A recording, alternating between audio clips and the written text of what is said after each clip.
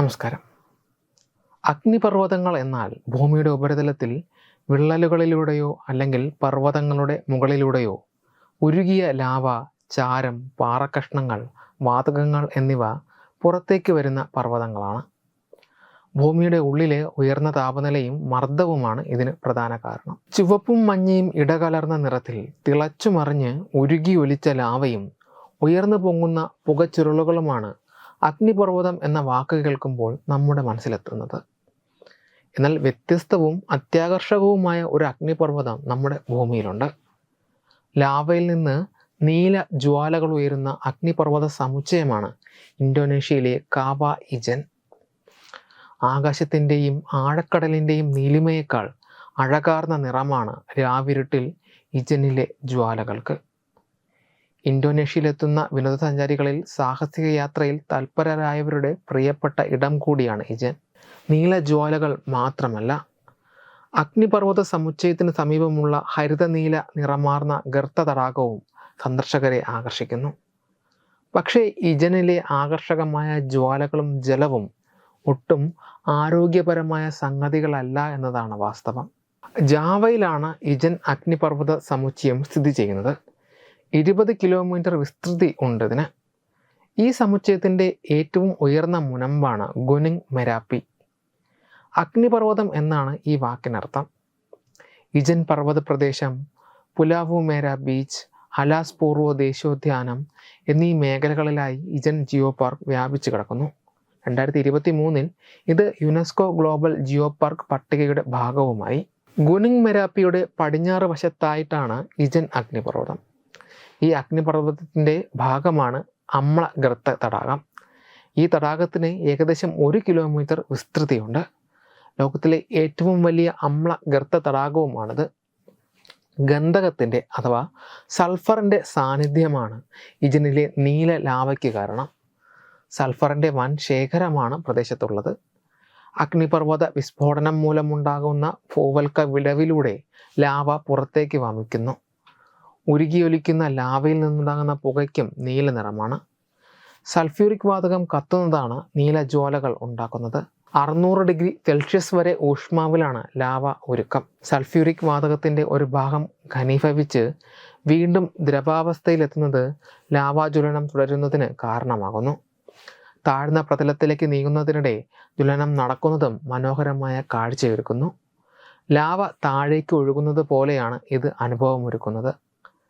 വായുവുമായുള്ള സമ്പർക്കം മൂലമുണ്ടാകുന്ന ജ്വാലകൾ 16 അടി വരെ, അതായത് 5 മീറ്റർ വരെ ഉയരാറുണ്ട്. ഭൂമിയിലെ ഏറ്റവും വലിയ നീല ലാവാജ്വലന പ്രദേശമാണ് ഇജൻ. എത്യോപ്യയിലെ ഡലോൾ അഗ്നിപർവ്വതമാണ് നീല ജ്വാലകളുള്ള മറ്റൊരു പ്രദേശം. ഇതിൻ്റെ പ്രത്യേകതകൾ വിവരിച്ച് നാഷണൽ ജിയോഗ്രഫി ചാനൽ തയ്യാറാക്കിയ ഡോക്യുമെൻ്ററി പുറത്തിറങ്ങിയതോടെ ഇജനിലേക്കുള്ള വിനോദസഞ്ചാരികളുടെ എണ്ണത്തിൽ വൻ വർധനമാണ് ഉണ്ടായത്. ഒരു വട്ടമെങ്കിലും അപൂർവ സുന്ദരമായ ദൃശ്യം കാണാനെത്തുന്നവരുടെ എണ്ണം ദിനം പ്രതി വർദ്ധിച്ചു വരികയാണ്. രാത്രിയിലാണ് ഇജനിലേക്ക് സഞ്ചാരികളുടെ യാത്ര. കുത്തനെയുള്ള ഇറക്കവും കയറ്റവുമായി സാഹസികമായ ഒരു യാത്രയാണിത്. 2 മണിക്കൂർ നേരത്തോളം സഞ്ചരിച്ചാണ് ഇവിടെ എത്തേണ്ടത്. രാത്രിയിലാണ് നീലജ്വാലകൾ കൂടുതൽ ആകർഷകവും അനുഭവവേദ്യവുമാകുന്നത്. അഗ്നിപർവ്വതത്തിലെ കാഴ്ചയ്ക്ക് ശേഷം ഗർത്ത തടാകക്കരയിലേക്ക് 3/4 മണിക്കൂറോളം നീളുന്ന യാത്രയുമുണ്ട്. തടാക തീരത്താണ് മറ്റൊരു അത്ഭുതം സഞ്ചാരികളെ കാത്തിരിക്കുന്നത്. നഗ്നനേത്രങ്ങളുമായി തടാകക്കരയിൽ എത്തുന്നത് അഭികാമ്യമല്ല. വിനോദസഞ്ചാരത്തിന് എത്തുന്നവർ പ്രത്യേകതരം കണ്ണടകൾ ധരിക്കുന്നതാണ് നല്ലത്. വൃത്താകൃതിയിലുള്ള തടാകത്തിൻ്റെ ചുറ്റുപാടും ഗന്ധകത്തിൻ്റെ ശേഖരമാണ്. തടാകത്തിന് ചുറ്റും തെളിമയാർന്ന മഞ്ഞ നിറമാണുള്ളത്. കൂടാതെ പുകപടലങ്ങളും ഇവിടെ സജീവമാണ്. തടാകത്തിലെ ജലത്തിൻ്റെ pH നിലവാരം 0.5 ആണ്. ബാറ്ററിയിലെ ആസിഡിന് സമാനം. വിനോദസഞ്ചാരത്തിനെത്തി അപകടത്തിൽപ്പെട്ടുള്ള മരണങ്ങളും ഇവിടെ സംഭവിക്കാറുണ്ട്. പലപ്പോഴും അശ്രദ്ധയാണ് അപകടത്തിന് ഇടയാക്കുന്നത്.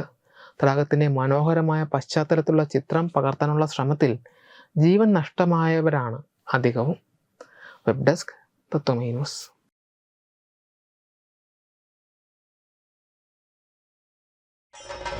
ഭാരതത്തിലെ അതിപ്രശസ്തമായ ക്ഷേത്രങ്ങളിലേക്ക് മലയാളം ന്യൂസ് നെറ്റ്വർക്ക് സംഘടിപ്പിക്കുന്ന ആധ്യാത്മിക യാത്രകൾ.